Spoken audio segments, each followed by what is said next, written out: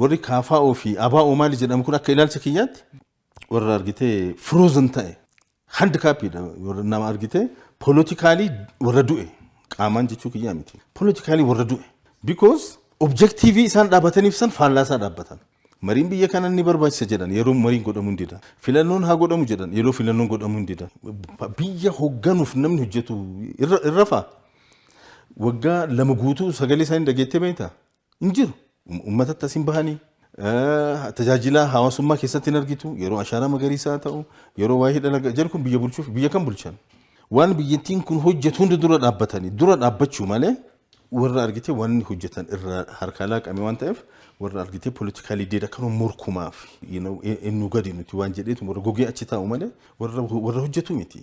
Paartiilee biyya kanaa keessa paartiilee Oromooti paartiilee mormitootaati warra ofiin jedhani ana garraatti ejjennoo isaanii nageenye.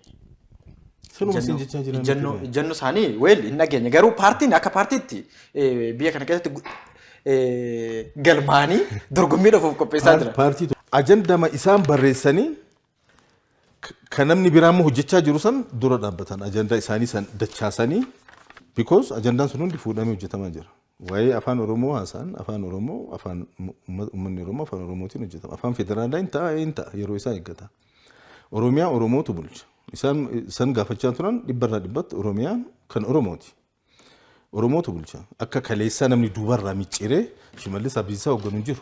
Yoo jiraates muummicha ministeeraati. Muummichi ministeeraa ilma Oromooti. Period.